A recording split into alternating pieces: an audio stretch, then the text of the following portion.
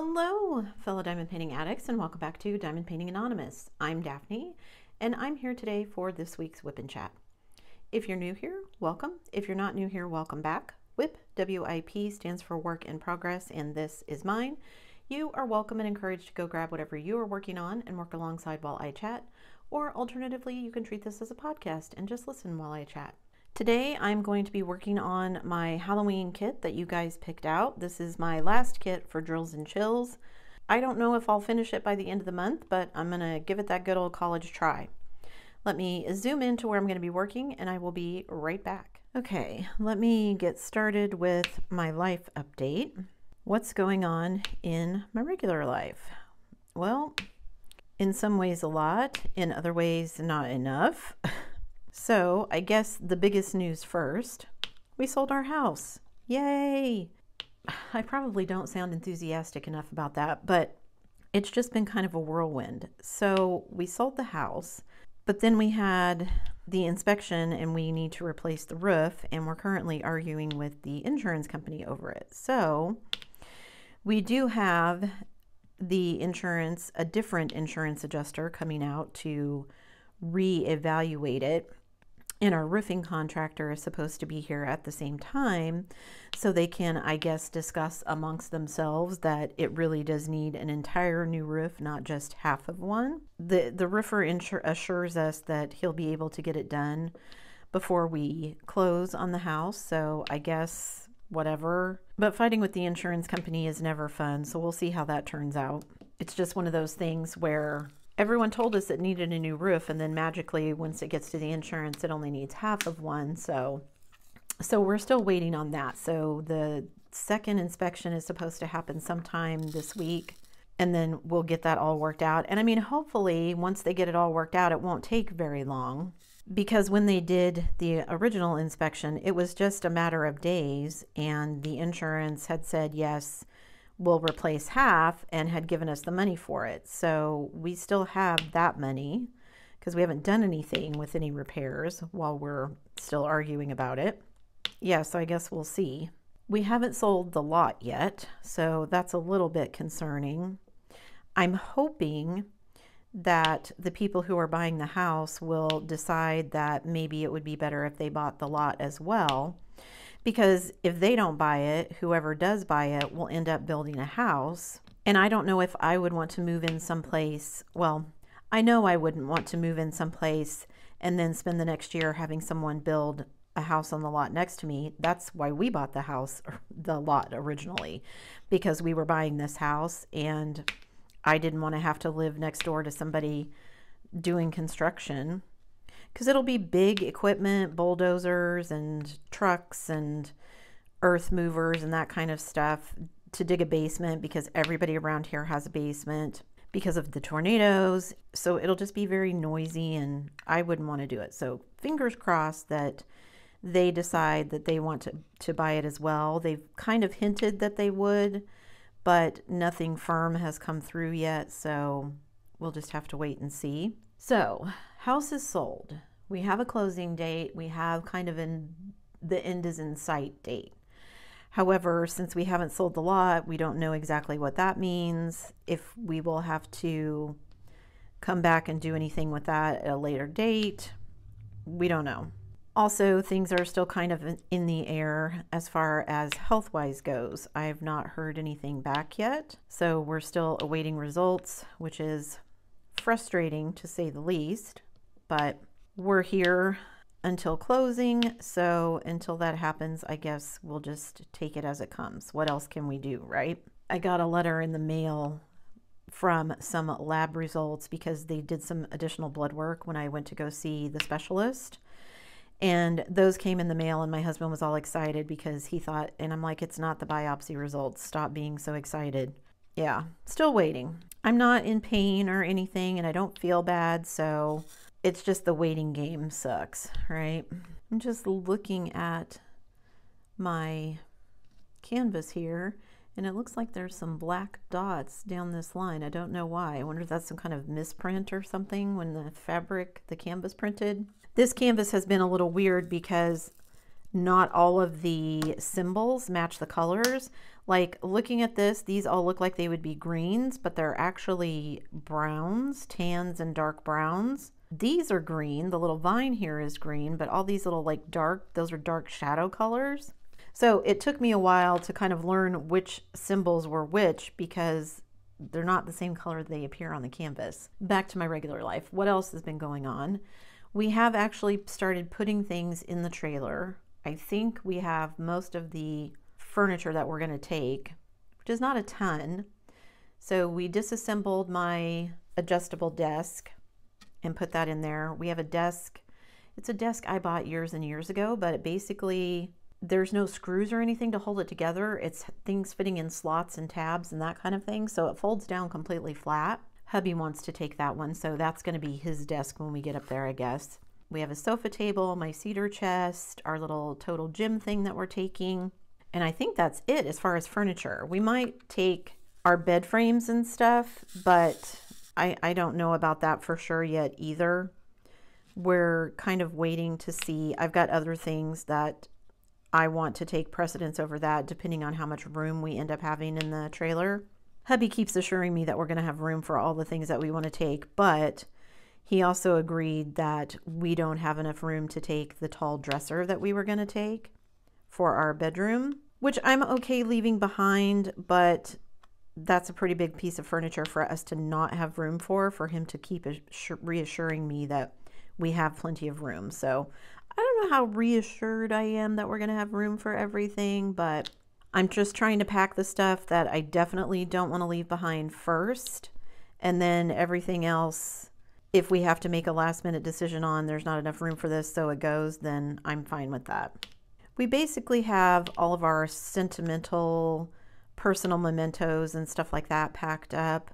Most of my diamond painting stuff is packed up. I do still have probably a tote's worth of stuff that I need to get packed up and loaded, but some of it I'm still using. That's been the hardest thing, has been figuring out what do we use on a daily basis, what do we want to leave out so that we can use it on a daily basis until we're ready to go.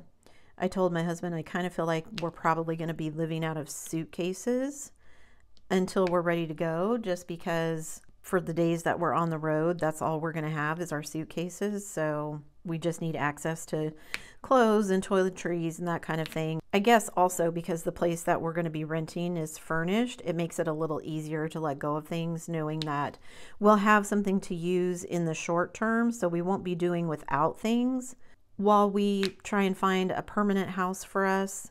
So we won't be without them, but we won't need to replace them right away until we figure out what we're doing. So that's been nice, I guess, to kind of have that, know that in the back of my mind. The coffee machine, there's a dishwasher, all of these things that you just get used to having. So most of our basement is emptied. We have a few other things, except for my son's room, because that'll be one of the last things we pack up. Obviously, is our beds, our computers, that kind of thing. I've got to pack up where I normally film. This desk is going to go. My lights and everything are going to go with me, but they need to get packed away. So that'll be interesting. My computer, my PC and monitor and everything that's my desk will get packed away, and I will have access to my laptop so I can still do all the things that I need to do, but it will be different. So that'll be interesting to see how that goes. And for the 2 or 3 days that we're going to be on the road, or 4 days, or however many days we decide to take, that's been the other thing hubby and I have been discussing, is we're not on a schedule. I mean, yes, we'd like to get up there as soon as possible just to get everything done with crossing the border and all that kind of stuff. But if we wanted to take an extra day so that we could stop at Niagara Falls, say, and look at some stuff, or if we wanted to stop and look at some of the Great Lakes, we can do that. We don't have to kind of hurry our way through like we normally would, because we're trying to get there and get back and get done before we have to go back to work and whatnot, all that kind of stuff. So that part of it is nice. It feels like we'll be able to maybe relax a little bit on the trip, because there's an end destination in mind, but there's not an end date in mind, if that makes sense. So we went and had our little Canadian Thanksgiving at my sister's house. It was really nice to see everybody. and have a nice kind of Thanksgiving dinner because we will likely be gone before Thanksgiving in November. I did talk to my sister and they are going to be getting their passports, so hopefully that means that they will be able to come and see us of a summer when people aren't working. I mean, my brother-in-law works, but on one of their vacation weeks or whatever, they can come up and visit. We still have things we need to get done. We still have to transfer my daughter's car into her name. I think we found insurance for her, but hubby has to go down to the DMV and get all that stuff switched over for her. Her check engine light is still coming on, so he's going to try sometime this week to get it back into the mechanic to see if they can figure out why it keeps coming on. The car runs fine. There's nothing wrong with it. Just for whatever reason, the light keeps coming on. And the code that it throws, they've fixed the parts that should take care of that code, but it still keeps doing it. So, like I said, I don't know if the sensor's bad or whatever, but we'll do that. Hubby wants to get the oil in his vehicle changed one more time before we hit the road. There's paperwork and stuff to do. We've got to get utilities shut off and all that kind of stuff. So we have things that we need to get done. But like I said, feeling better because now there is an end in sight. It's simultaneously exciting and kind of scary. And my husband and I were talking about it and he's all, you know, I'm so excited, blah, blah, blah. And I'm like, it's not that I'm not excited. It's just also scary, also anxiety inducing. Trying to get our whole household, what's left of it, packed up, a little manifest made so we can hand that over at the border. And then there's always that thought in the back of my mind, did I do this wrong? Did I give them enough information? Are they going to make me redo it? How do we do that? Because everything's going to be packed up. Just things you don't think about, like transporting all of our personal documents. A lot of them I have scanned in, but a lot of them, they require original copies. Traveling with those is kind of scary. Yeah, some of it'll just be interesting. We also have been doing more and more research. Like I was looking up how much money you can take with you. And we had been talking to our bank about once we find something up there and we want to purchase something, how do we get that money from the US into Canada? And he's like, well, you just pay for an international wire transfer. And he's like, honestly, I don't even know why it's international. It cost $20 to send to wire transfer money from one bank to another within the US, but if it's international, it's $40. And I'm like, well, that's an extra $20, not that big a deal. And he's like, yeah, but Canada is basically the US. I don't know why they do that.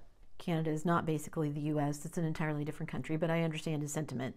Anyway, so we were talking about, well, if we took the money across the border, how much can we take? And interestingly, anything over, I'm trying to remember exactly what it said now. See, I thought it was a limit of 10,000. You could only take 10,000 maximum per person. Of course, you have to declare it.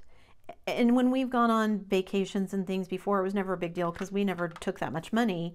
Our money was in the States and we just accessed it through our bank cards and whatever. So it technically wasn't crossing the border with us.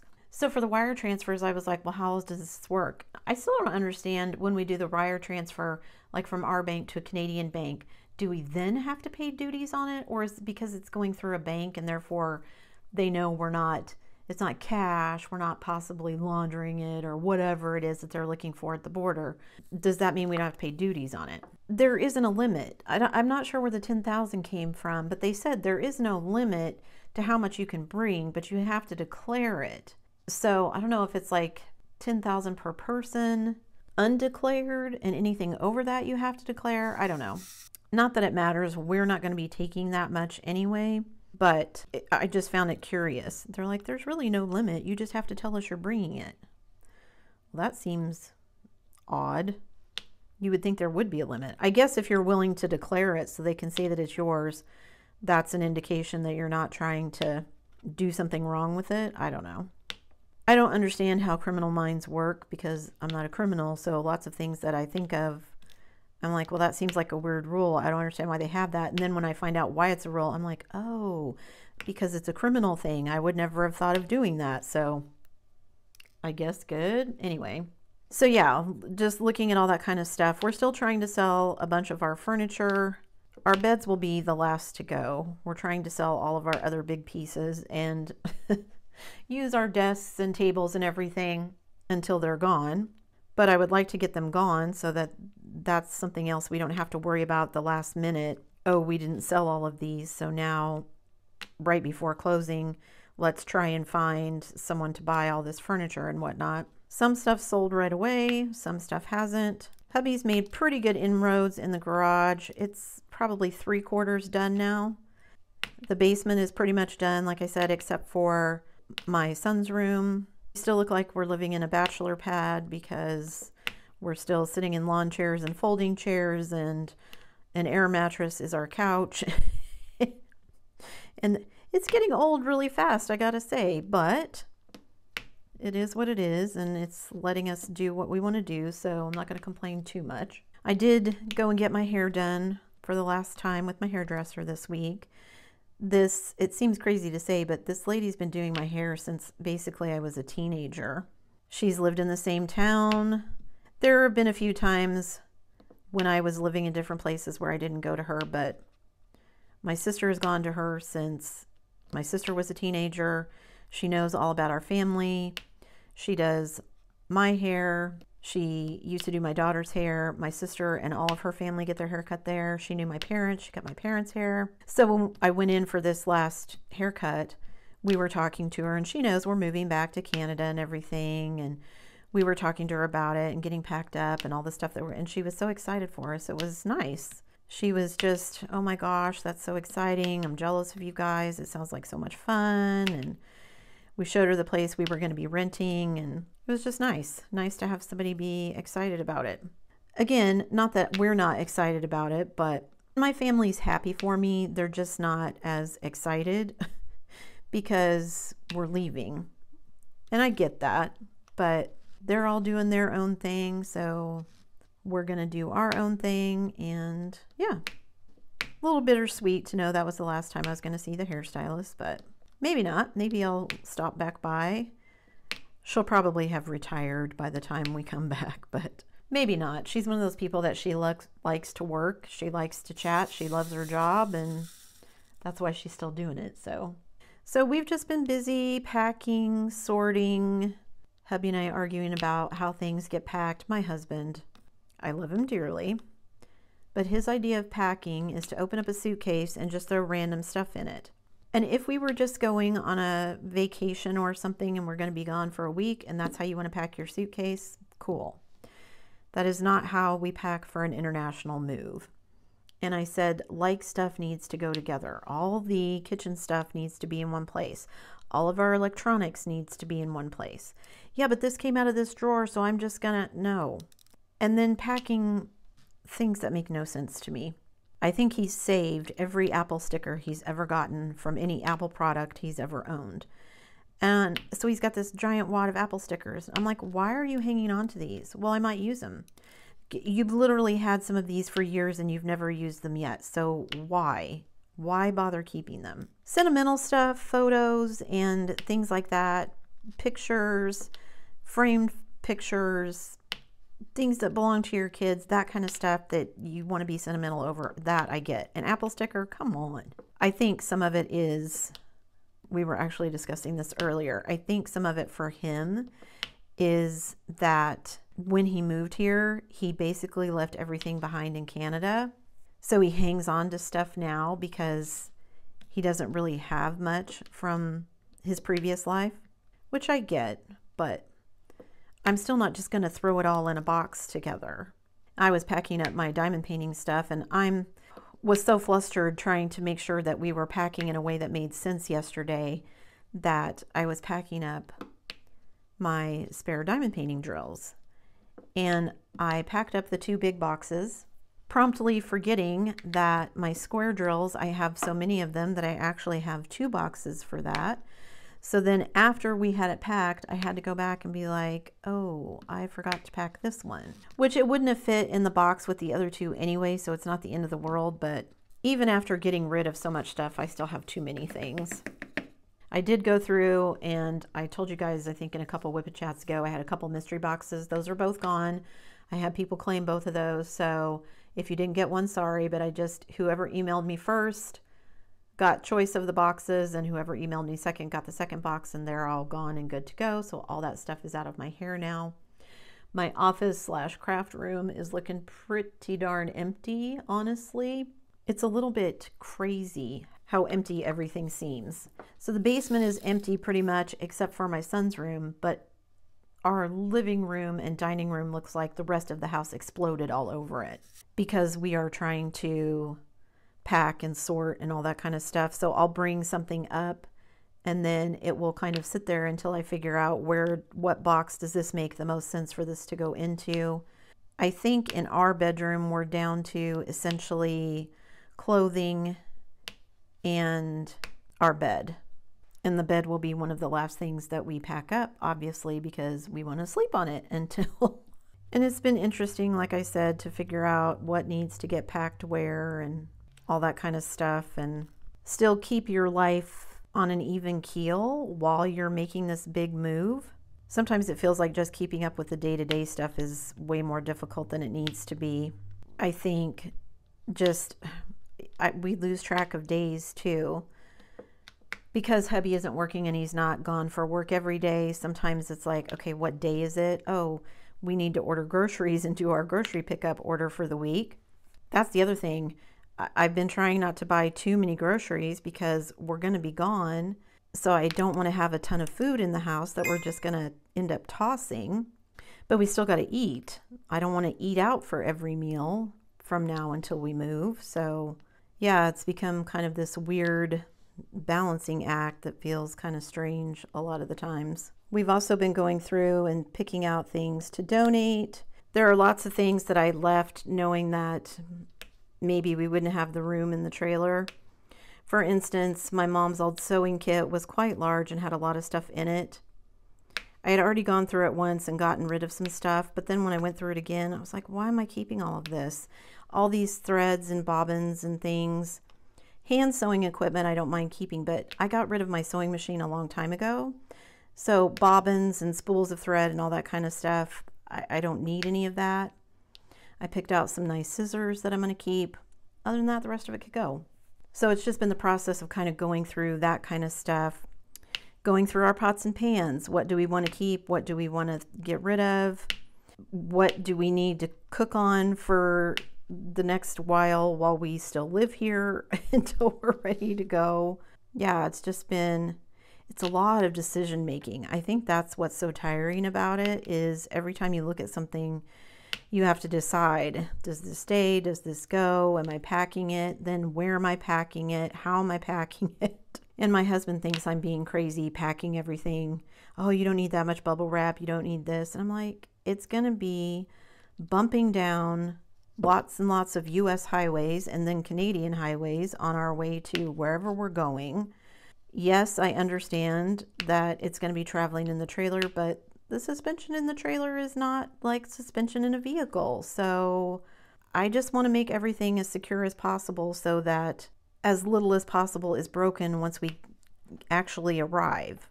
I think he's just too used to hauling trailers and things with his job. But hauling heavy equipment is completely different than hauling household goods. So, and there are some weird things that I really want to take that it's like, how do I pack this? I have a replica statue of Winged Victory that I absolutely love. I am a huge fan of Greek mythology, Greek history, that kind of thing. And I'm taking that statue. But it's probably 1.5 feet tall, and the wingspan that spreads back from it is big. And how on earth am I going to wrap this, and what do I put it in? Same thing with, I have a clock of my mom's that looks kind of like a starburst, but it's made of wood. So it has like all these wood spikes coming off of it. It's essentially probably the size of like a Christmas wreath on your door, or some kind of decoration that you would hang on your door. It's about that size. And it's like, what do I put it in so that it doesn't get broken on the journey? Same thing for like my Christmas ornaments. I want those to be packed really well because I don't want them to get broken. A lot of the ornaments that I have are ones that my mom made for me or made for our family tree. We divided them up when my parents passed away. My brother, my sister, and I each got a few of them, so I don't want to break those. They're ceramic, so they are breakable. And again, my husband is just like, they'll be fine, they'll be, and I'm like, nope, they're gonna go in the vehicle with us, so I need to remember that I need to have at least room for that one box of things so that I can be sure they ride well, and then everything else I just need to pack appropriately. So we've gone through probably 4 rolls of bubble wrap already. We've gone through tons of totes. I think I'm on tote almost 30 now, packing stuff up. And like I said, my husband keeps assuring me that we're going to have room for everything. We pack stuff inside the cedar chest, so we know there's stuff in there, so that is not like empty space that's not getting used. We were going to do the same thing with the dresser, but then we decided not to take the dresser. The table is folded down flat, so we didn't really need to worry about that. Hubby swears he has a good handle on it, and we have enough room to put everything that we want to put in there, that I want to put in there, but we'll see. Like I said, I have purposely left some items that I would like to go, but it's not the end of the world if they don't. My sister pointed out we could make 2 trips or put something in storage here and then come back for it. I just don't want to do that. When we get up there, I want to get up there and be done and kind of really settle into our lives up there.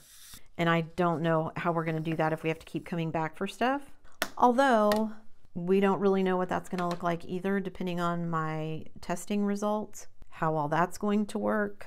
That's another reason. And I just missed all of those. I just looked to see if I had any more of that symbol, and I didn't see them anyway, so I put them away. Oh, so frustrating. Anyway, so there's still some things that are up in the air, but at least the house is sold, right? So yay, now I can start making plans. It is different though to be moving countries. Just the fact of, okay, now we need to figure out bank accounts and all that kind of stuff. So we'll probably, truth be told, make at least 1 trip back here just to finish up some of this stuff. I mean, we could probably move money online, but just getting all the utilities shut off and moving money around so that we know where it is so that we can access it easily once we get up there, figuring out things like driver's licenses and jobs and cars and car insurance and a house and house insurance. Things that don't matter as much when you're moving within a state or within a country. I mean, essentially when we moved into this house, the house that we had been living in was close enough that I didn't change bank accounts other than utilities. Everything pretty much stayed the same. So yeah, little bit different this time, a little more complicated, but it's all good. It'll all get done eventually, and that's what matters. So just strange to think about all of the things that need to get done and how do we approach this. And all right, I think that's everything I wanted to tell you about my regular life. So yeah, just yay, the house finally sold. So that's awesome. And now we get to figure out how to handle everything else. So in that case, what's going on in my diamond painting life? Well, it's a little chaotic at the moment too, just because, like I said, there's so much up in the air. Filming and maintaining the channel will be interesting for a little bit. When we actually hit the road, I will likely do what I usually do when we go on vacations and things, and I will have pre-film some things so that I don't have to worry about trying to record and edit and upload and all of that on the road, and I can just relax and enjoy the trip. But filming itself may be a little interesting because, like I said, this table is going to go, the one that I'm using to film on. My studio lights need to get put away. So essentially, I will probably be filming on my dining room table for the foreseeable future, at least until we sell the dining room table. And then once that is sold, I'll have to figure out what we're doing. I think filming on the dining room table will be fine, even without the additional lighting. I filmed out there before. It's just not as convenient as being able to come into my office and close the door so that I can film while other things are going on. Our living, dining, kitchen is all open concept, so I have to banish everyone to the bedrooms while I'm filming so that all that ambient noise isn't coming through while I'm trying to film. But it's all good. Hopefully it won't be very long that I have to do that, and you guys will put up with it while we figure out what we're doing. I've filmed in hotel rooms before, so it can't be that much more complicated, right? At least I'll be at home with all of my own things and whatnot, so hopefully the video quality will be up to its usual standards, but it will be a bit of a challenge trying to film all of that without all of my regular equipment. And then who knows what it'll be like once we get up there, where I'll be able to set up and all that kind of stuff. I may have the same problems as I do here. I don't know. We'll have to see. Okay. I'm trying to kind of stay down here because I think some of this up here you guys can't see. I don't think that's in frame. Anyway.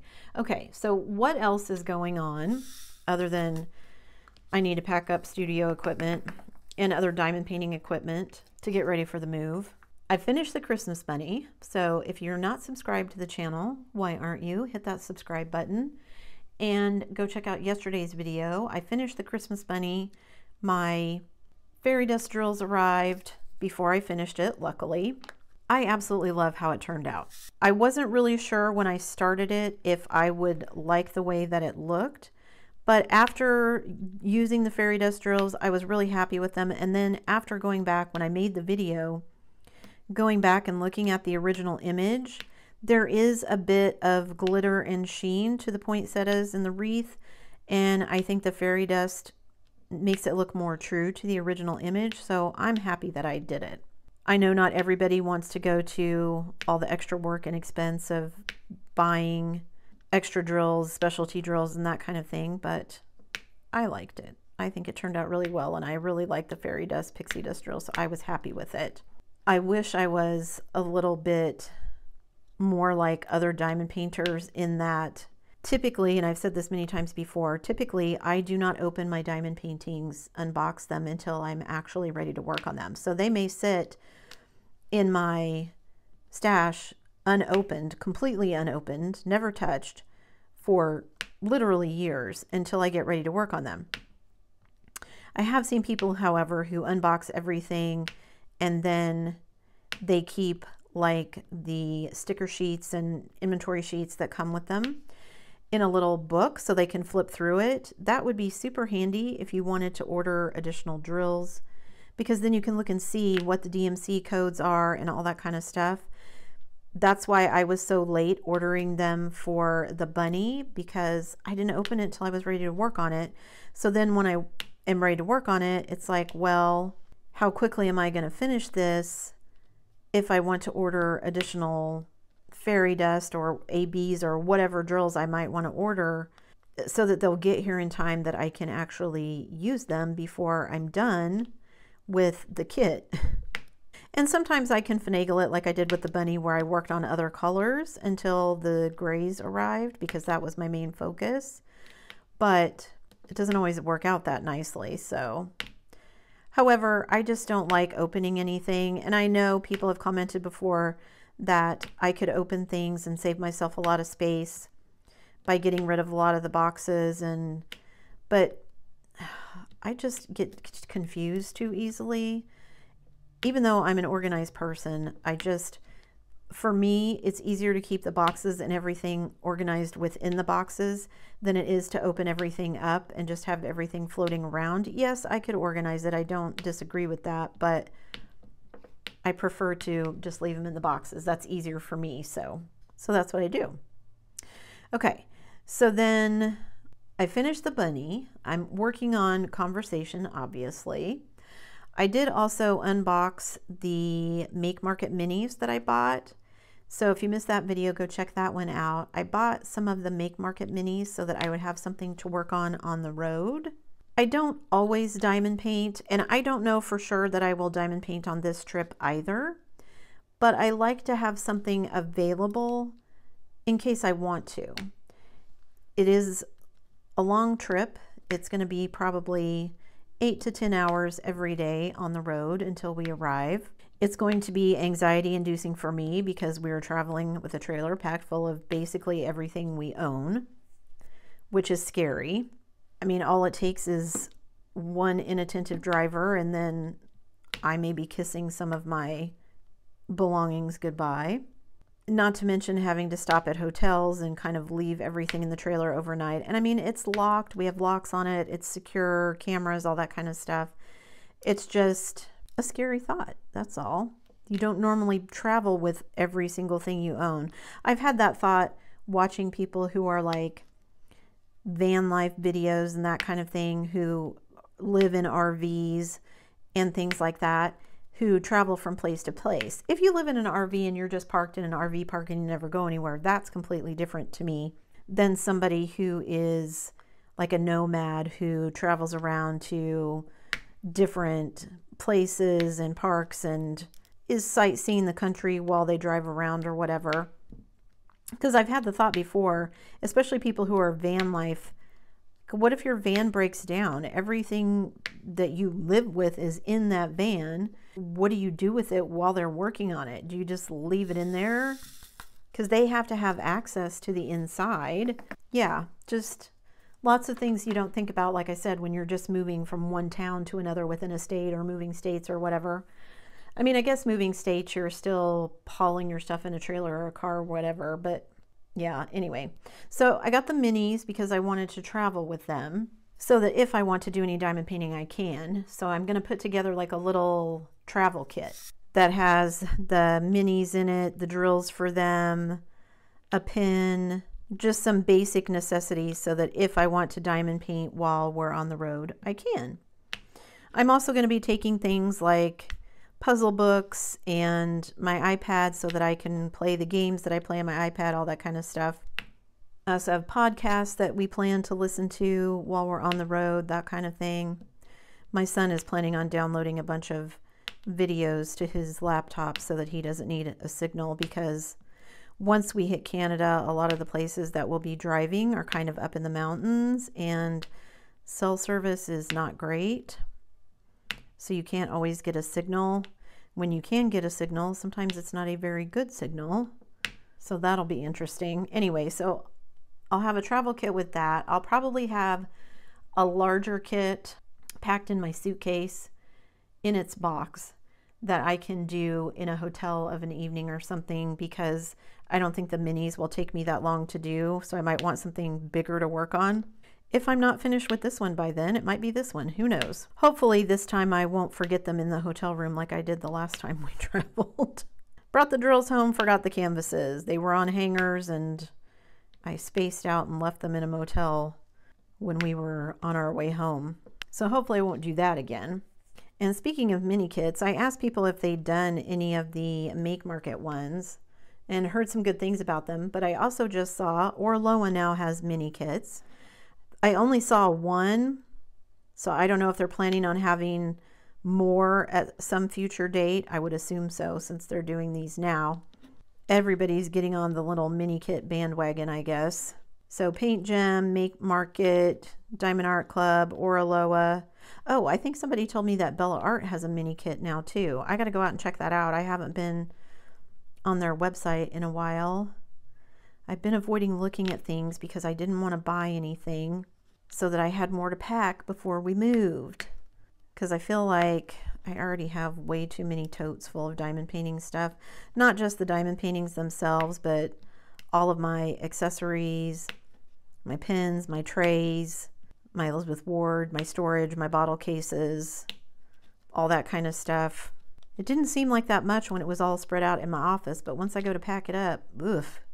And I've had lots of people tell me that it's going to be more expensive to buy things when we move to Canada. And I get that. I understand that.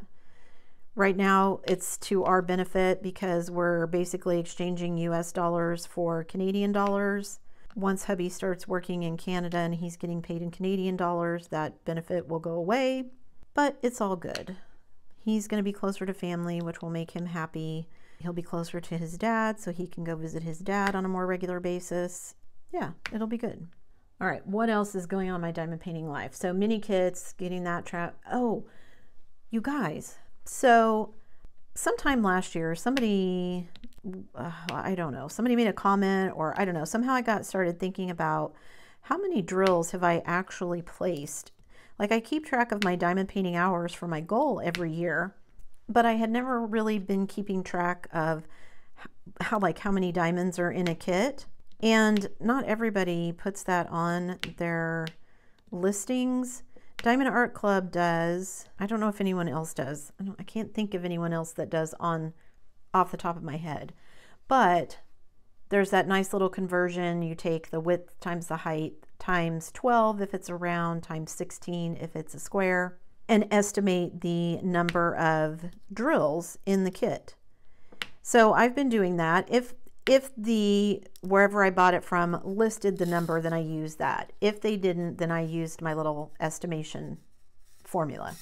And I keep track of everything that I finish on a spreadsheet. So I just added that as a column on my spreadsheet, how many drills are in each kit. And the other day I'm like, well, I'm more than halfway through the year. How many drills have I placed in the year so far? And you guys, once I finish the bunny, I have placed over 1 million drills. Now, that's not all single place, obviously, because I do multi-place, but I've done 1 million drills. That seems like a really good accomplishment, which makes me wonder, well, I've not finished as many things this year, but I've worked on much larger canvases than I usually do. So maybe it'll all even out. Now I'm curious to go back and look at my previous year's spreadsheets and see what those would have added up to and how many drills have I placed since I started diamond painting. Like, if I do roughly 1 million a year, I don't know how I would figure that though, because in previous years I've done a lot of special partials. So you can't really use the little formula to figure out how many there are. And there's no way I could go back. I don't even have some of the diamond paintings anymore to figure out how many drills I would have placed. It made me feel good to know that I've placed over 1 million drills so far this year. It made me feel accomplished. So I just wanted to share that with you guys. Have any of you, I'm sure, several of you leap to mind that I'm sure hit the 1 million drill mark long before I did. So yeah, leave me a comment if you think you've hit 1 million drills this year. Leave me a comment and let me know. Or leave me a comment and let me know how many years since you started diamond painting do you think you've hit 1 million drills a year? Like, if you've been diamond painting for 5 years, have you hit 1 million drills all 5 years? 1 million drills one of the years? Never have you hit 1 million drills? I know I diamond paint more than most people because I have the channel, but I also know there are people who diamond paint more than I do, even without having a YouTube channel. So yeah, curious. Would it be exciting to you if you hit 1 million drills? I think that's a good place for me to start. I've talked about all the things I wanted to talk about, I think. If something leaps to mind that I want to mention, I'll just mention it in the next WIP and chat. So you can see, I think this is turning out pretty well so far. This is the end of her little broom, the bottom of the pumpkin. This is the little pumpkin vine as it curls around. And I'm not sure if they're supposed to be sitting on a table or on the ground, but I'm glad I started at this end because I think doing the bottom with kind of all the dark colors first, this will be the slowest of it, because there's quite a bit of confetti, even though it doesn't look like it, in the section down here. Of course, the broom and the pumpkin. And then as I move up, I'll move into that purple background, and I think there's going to be a lot more multi-placing. So hopefully once I hit that, things will go a bit faster. I think I can get it done by the end of October, but now that the house has sold and we need to kind of concentrate a little bit more on taking care of all of that, I may just have to bite the bullet and understand I'm not going to get this done by the end of October. But even if I don't have it finished, I am ready, well, almost ready to start DP for Veterans, which starts November 1st. I'll stick a link to the entry form down below if you're interested in joining us. It is a patriotic / veteran / Remembrance Day themed event that runs the month of November. Not quite sure what it's going to look like because not sure where I'm going to be for all of it. So I'm just going to kind of play it by ear. I do need to kit up the kit. I've unboxed the gnome that I'm going to be doing for it, but I do need to kit it up and get all my drills organized so that I can then figure out where we're going to be when I need to be able to access it. If we're still going to be here, if we're going to be there, and what I need to do. So lots of fun decisions coming up for me, but the house is sold, so a little bit of good news. That's it for me today, guys. Thanks so much for sticking around till the end of the video. Before you leave, don't forget to do all the things. If you like this video, give it a thumbs up. Hit that subscribe button if you haven't already, and hit that bell notification icon so that you can be informed of future uploads. And as always, guys, thanks so much for watching.